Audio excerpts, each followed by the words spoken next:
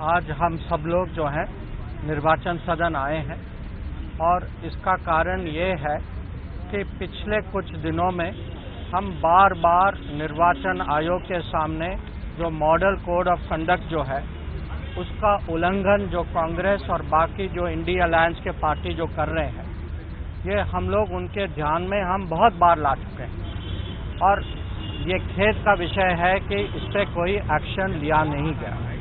तो आज हम फिर से आए हैं और हमारी जो मुलाकात जो हुई इलेक्शन कमीशन के साथ ये थी कि हमने उनके सामने 22 ऐसे उदाहरण रखे जिस पे पहले शिकायत हो चुकी थी, जो हम उनके ध्यान में लाए थे और हमने उनको एक बार और दोहराया कि आप जो है इसके बारे में आप लोगों ने एक्शन नहीं लिया।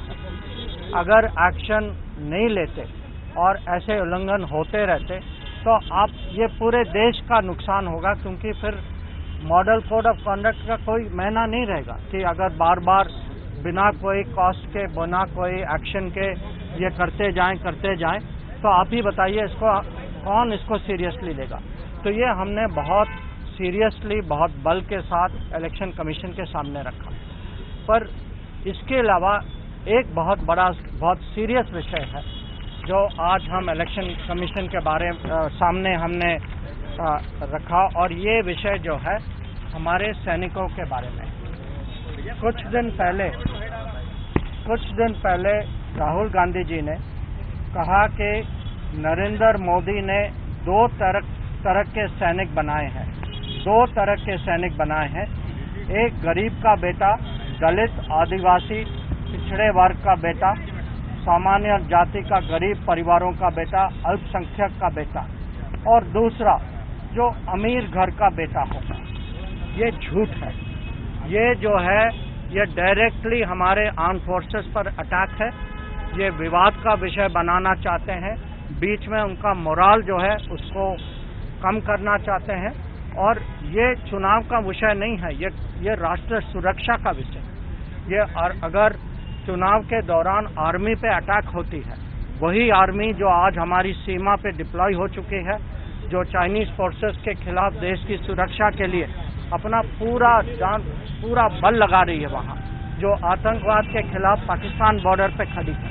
अगर आप उस समय उनको ऐसे अटैक करते हैं, बिना कारण के अटैक करते हैं, झूठ फैला के अटैक करते हैं और ऐसी चीज़ें कहते हैं कि अगर इन लोगों का ये शहीद भी हो जाए तो भारत सरकार इनके लिए कुछ नहीं करेगी। तो ये हम बहुत इसको सीरियसली मानते हैं और हमारा अर्ज है इलेक्शन कमीशन को कि इसके बारे में बहुत स्ट्रिक्ट एक्शन ले।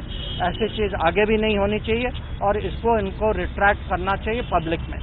मैं ये भी आप लोगों को याद दिलाना चाहता हूँ, यह पहली बार नहीं है कि हमारे सैनिकों पे कांग्रेस पार्टी और राहुल गांधी पर्सनली उनका अटैक हुआ।